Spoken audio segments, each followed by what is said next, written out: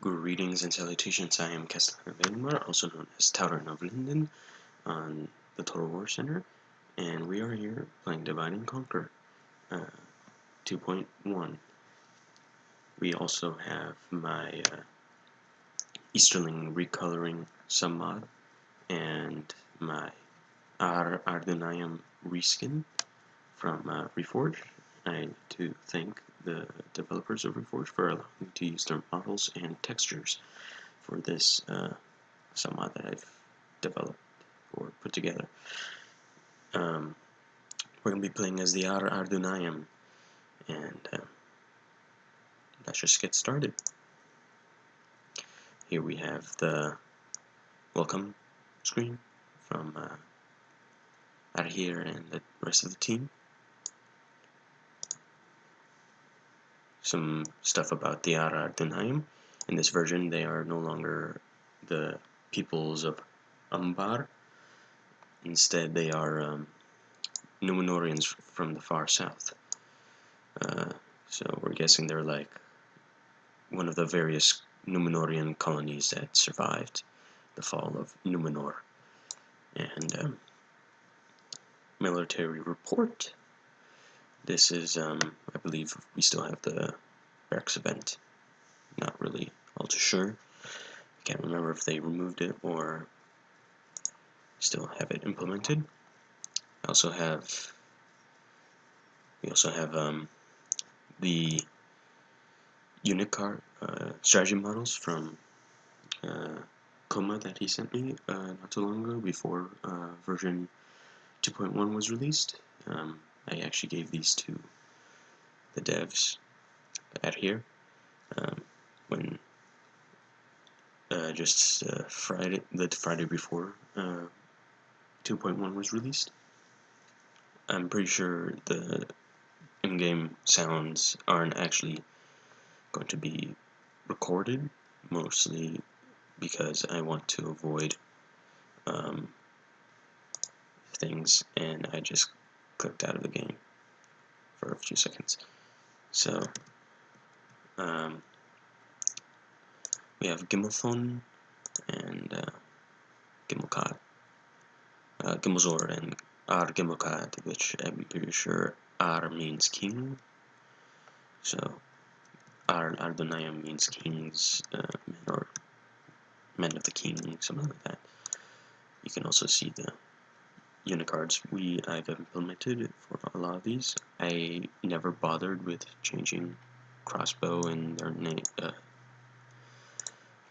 archer unit, the militia, but all these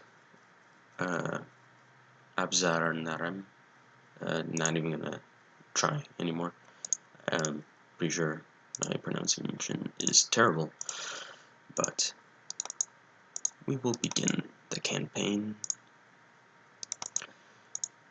And I have played the campaign before in version 2. We're gonna go take Umbar. And we have a lot of this stuff. Now, I actually like the Ar-Adunaim, and with the design that Reforged gave them, well, they weren't the Ar-Adunaim in Reforged, they're Umbar, but they're a very interesting faction, especially with their new look. We'll be trying to take these guys out for as long as possible, or as soon as possible. I have modded this version quite a bit, so turn times will be quite slow, but I don't think it'll do a whole lot. I mean, it's a simple campaign. Not too much is going to happen in it.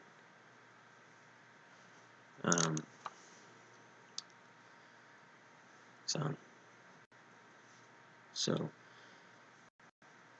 I think when my spring break arrives, I will record some videos, maybe work on some more mods. I am planning to do a orc reskin or Uruk for Gundabad and Durgulur. They are kind of the two evil factions that I think have a lacking design, or are lacking in design. But I need to learn modeling before I can do that kind of stuff. And I'll be trying to learn how to model units, or at least edit them to where I want. And I'll be doing that during my spring break, since it won't be as busy during that time. I have lowered some of my settings, so this isn't as hard on my computer. It's kind of a potato, but a pretty good potato, I guess. I always check those just to see what my progress is. The music that they've implemented for the Ar-Adunaim is pretty good. And if you're wondering, I will make a video later on, probably later this day or sometime in the later week, later in next week, about modding and certain things like unit modeling and the battle model DB, the export to script units, export to units, and the export to script battle, not battle, building script files where you make certain units trainable or non-existent. So we'll just end the turn again. This is going to take us a while. It takes 14 turns, I believe, to siege Bar. Quite a long siege. But it's worth it. We can get capital, but I might siege it, then I will execute or raid it, then I will siege it again to have a lower population and have an easier time taking the settlements. I believe you guys can't see it, but every time a faction or the giant turn wheel changes, I get a black screen, so it's kind of concerning. End up thinking it's crashing. We have a pretty big army, so I will get as many. How many do we have? We have 5 spears. Yeah, 5 spears. No, 4 spears. Just stick with 4 towers and a battering ram, which we'll give to one of the generals. Either of these two. I don't really mind, but we're gonna siege it out. It's not worth assaulting the city. I'm probably just gonna, in this episode, or if it goes well, just take the city. It will be a very boring episode, or pilot, if people want to see me play this.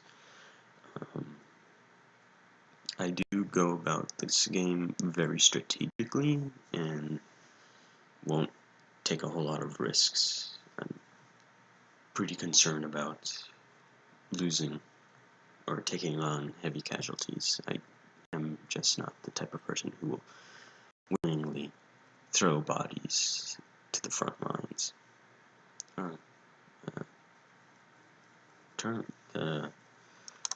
Turn's got sped up for some reason. It's going to take a while. As you can tell, it's going to take a while for the siege, but it will be worth it. I hope it will be. But, yeah, the Ar-Adunaim are, or is my favorite faction. actually like what the developers or the team of DAC have gone with them. I never really liked the old Umbar design or aesthetics. They kind of conflicted with new canned design, especially their cataphracts and units like that. It kind of conflicted and more like suggested that maybe the Ar-Adunaim and can share relations, even though they're very far apart.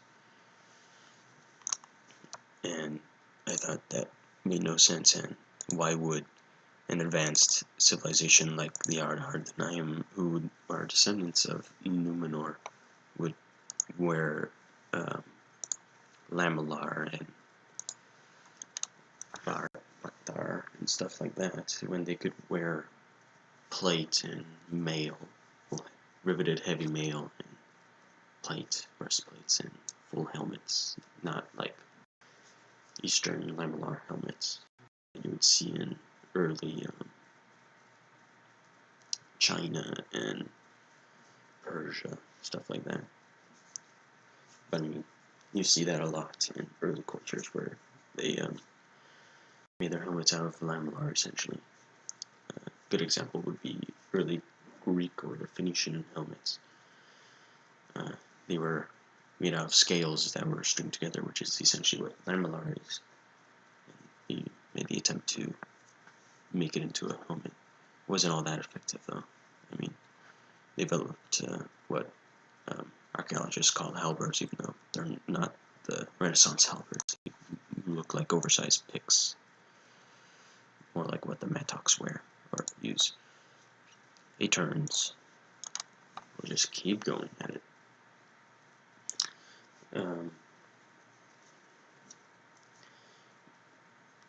This is very interesting because I've never actually made a video like this one where I'm commentating over gameplay.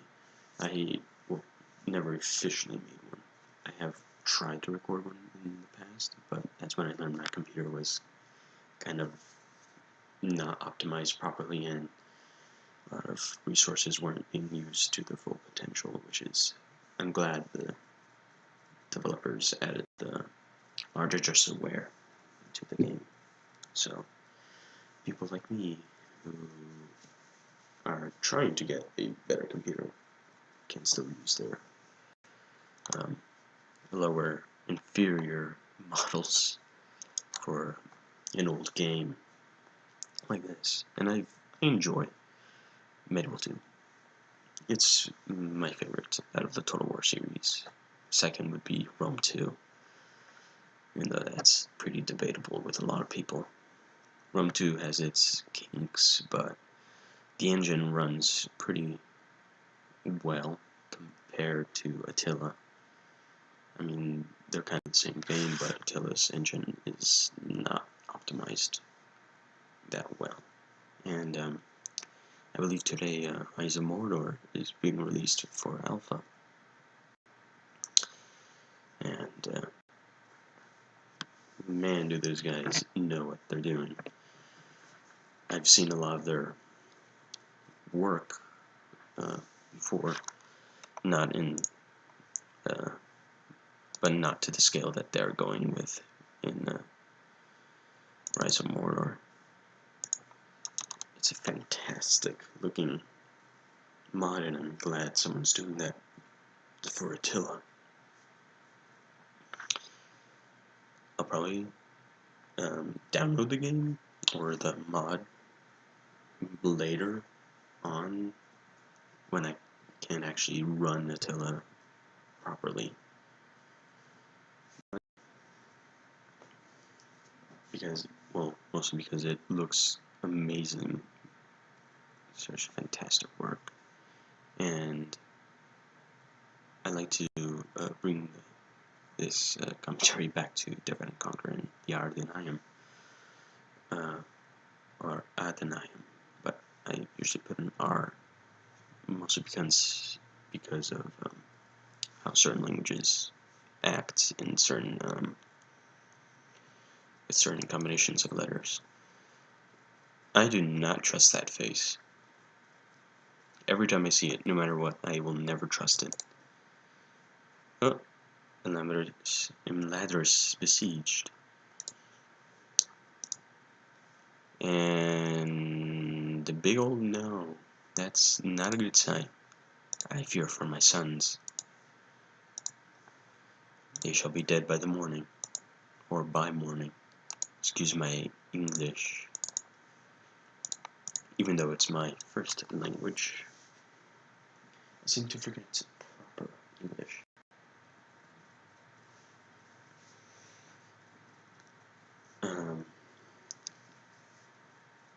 I will have to say Ar-Adunaim, the Ar-Adunaim are one of my favorite factions now, but not my top favorite faction. That actually goes to Dorwinion. I actually really like Dorwinion.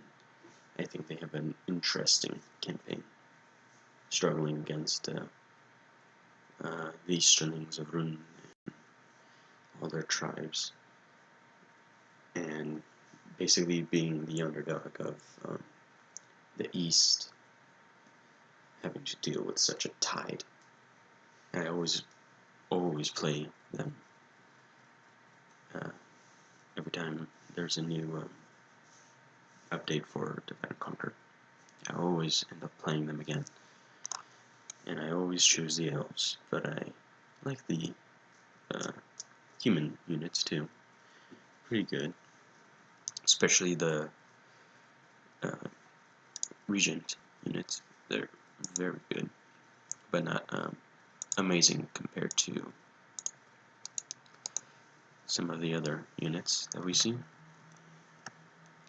I should probably keep an eye on these. Yeah, here we go. There it is. To keep an eye on these guys. Harad, I have no sight on, so I'm not entirely sure what their position is.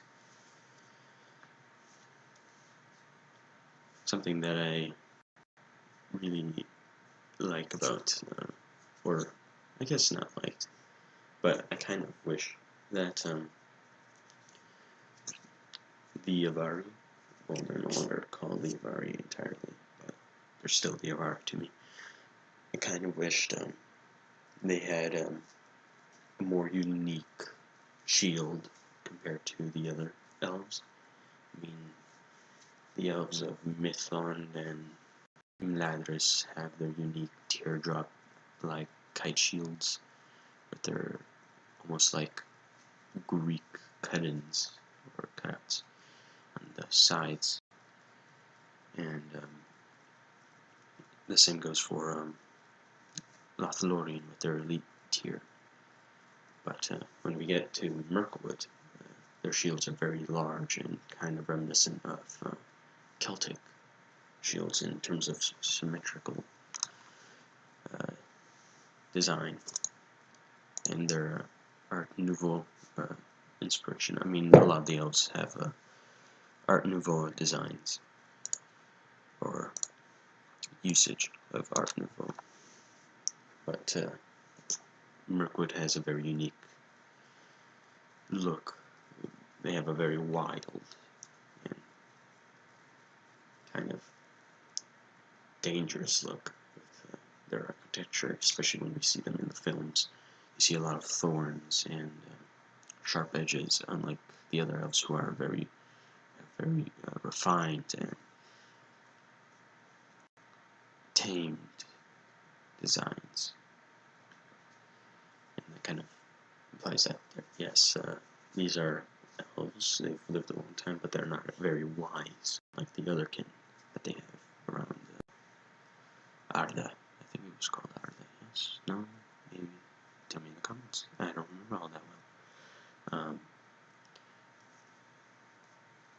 But the direction that Galu took, or the team took with Lorien and Mirkwood is Lorien would be defensive and Mirkwood would be aggressive, but I think it should be the other way. Battle of Helm's Deep, we see the Elves of Lothlorien being very aggressive, and in Battle of the Five Armies and Desolation of Smaug, we see the Elves of Mirkwood being very defensive, always retreating and recessing from the forest into the halls of Thranduil, and I guess why that's an explanation for why they have large shields, so you can be even more defensive. And we see that they use a lot of defensive formations. They use a lot of shield walls and almost like testudo formations. We also see them use shields a lot more than the other elves. And if only we could implement it in Medieval 2, where, I mean, you can make them a javelin unit, but it'll look a little strange. But the infantry in the film, we see them throwing their spears and then drawing their swords and using the shields to great effect. There were some deleted scenes where we see an elf bash an orc with the shield, with the boss of the shield. Well, I guess it's not really much of a boss, but it's a large jut out from the shield, and it's probably made of some kind of metal, probably steel. Steel is very amazing, as we can tell in a lot of films and the books. They're practically master smiths compared to the dwarves because of how long they can live. And you think that the elves would be the most powerful and most, or at least the best armored. If we massacre, we can get some money, and we can lower the population of those that are not Kingsmen culture. So that will mean we won't have a massive rebellion on our hands early on. So kill them, get some money, and re-siege. We don't really need any of that stuff. It's useless. We could just take the city in a normal siege, but I don't really want to take casualties. I'm going to be very strategic, as I've said earlier in this video.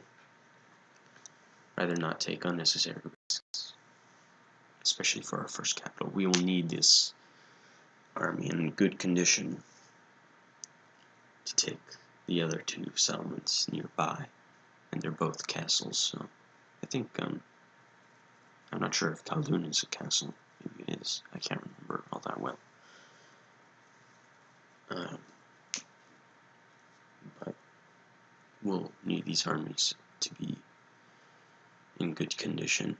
I'll leave Gimilkhad with our later tier infantry as a garrison in Umbar.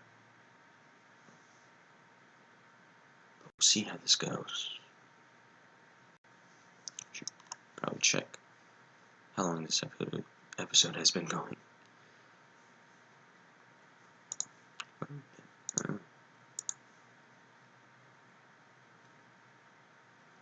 24 minutes. Or that's what Orius says. Should probably trust him. This campaign is going to be very slow and methodical, as I like to play.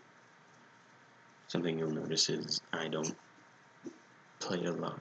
I don't play like a lot of other people in Medieval 2 or in a lot of Total War campaigns.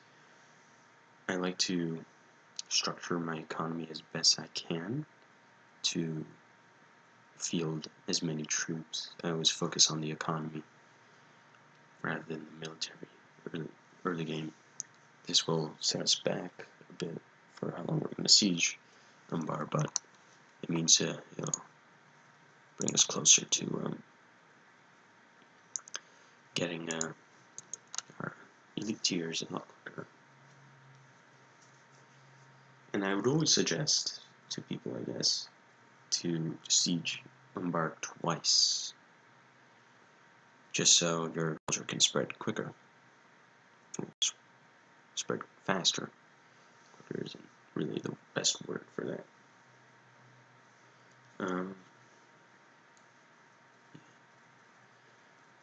I think I would like to mention that I like Unland.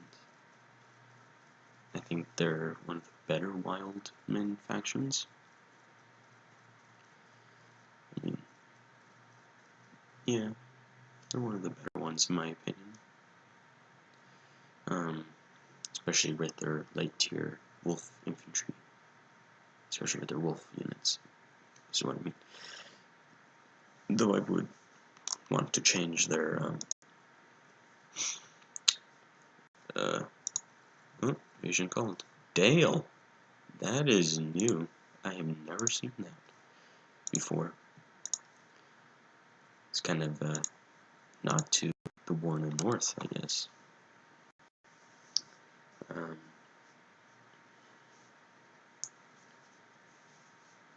Kind of wish we had a film dedicated to the war in the north. It was a shame that the Hobbit films weren't directed by Gamir del Toro. Really like his films, especially Pan's Labyrinth. Great film. Can't remember if it was meant for children, but I remember watching it when I was very young. It's a great movie. Very horrifying. Well, it's got some pretty dark designs. I mean, with his history, it makes sense why he has such a knack for grotesque design. I mean, he used to work at a mental institute, and he would go through the morgue when he went off for lunch. I mean, it's pretty bizarre. I guess it makes sense why he would know a lot of how a dead body would look. Then again, I would also know. Not saying anything other than I am a forensic student, so I'm pretty familiar with a lot of that kind of stuff. I would also like to say that if you attend my school, or are attending my school and will become a senior anytime soon, forensics is a very interesting subject, but depending on who will teach it, it may not be all that exciting. My teacher is pretty awesome, but I wouldn't consider her in a manner of being a great teacher. I actually have a bit more respect for her as a person than a teacher. I also have no idea what that was.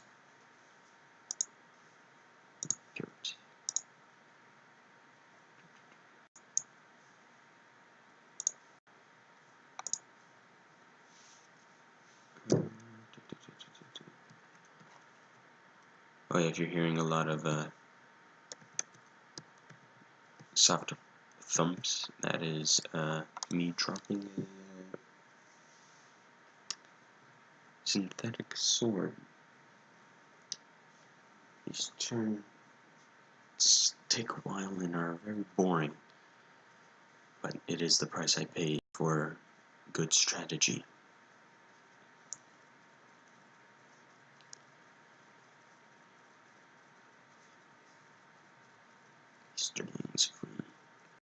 I really want to figure out how to edit unit icon or faction icons or symbols.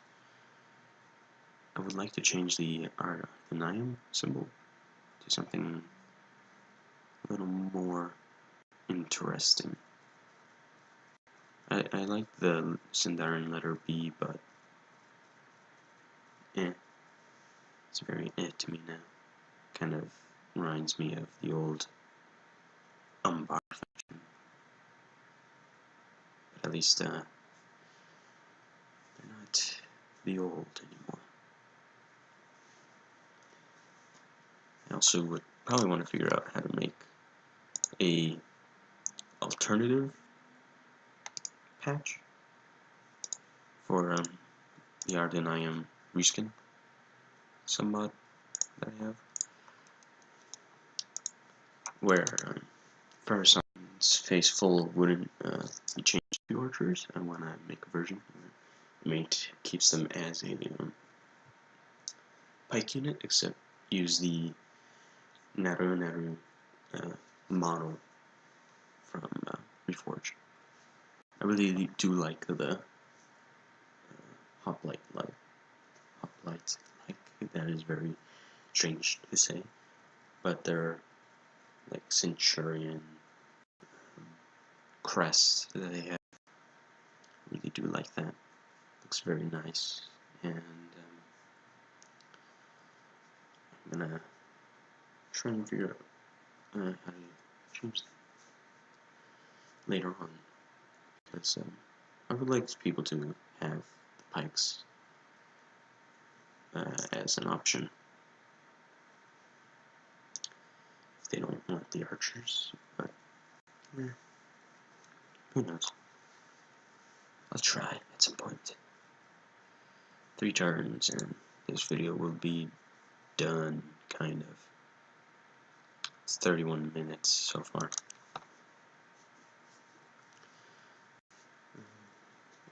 Well, I mean, this is the first episode. It's gonna be boring, kind of. And I'm sorry that I didn't do a battle, but I want to start out right. I want to start this campaign right. Even though that means I will have to be very slow. But it's not always about giant epic battles. It's about the strategy and the victories.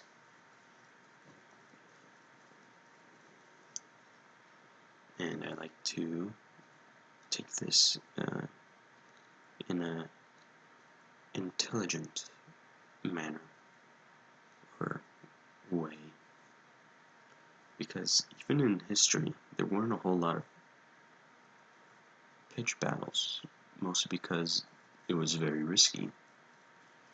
Whenever you did have a pitch battle, it was mostly because well, there wasn't really much of a choice. You either fought or died. And in sieges, sieges were more prevalent, because all you had to do was bombard the city, wait until they starved, or just sit outside the city and hope that they just surrender, basically. And you could have very few casualties in the siege. Granted, if you choose a terrible time to siege a city, then your casualties will skyrocket. I mean, we all know what happens when you siege during winter.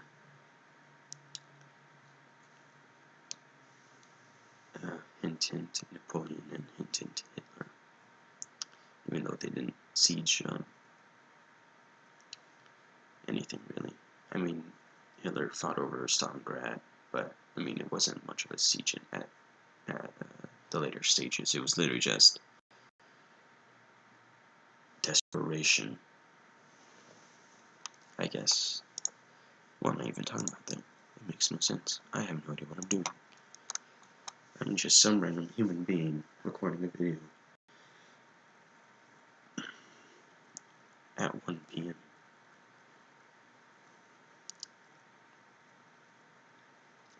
.07 to be exact.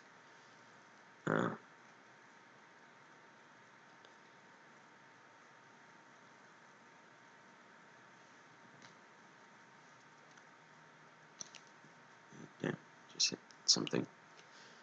But I have no idea how much of this actually record properly. But we'll see. We'll see.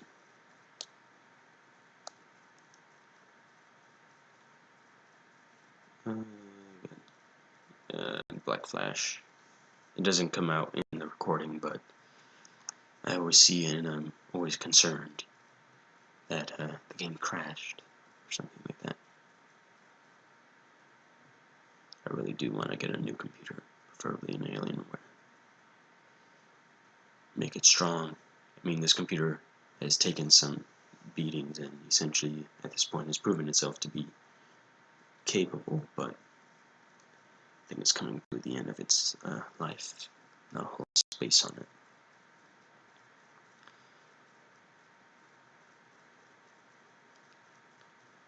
And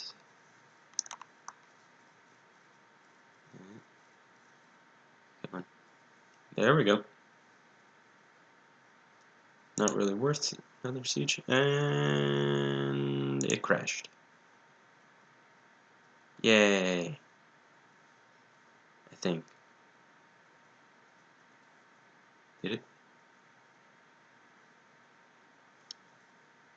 Well, I like to say, see you in the next video. Maybe. I have no idea.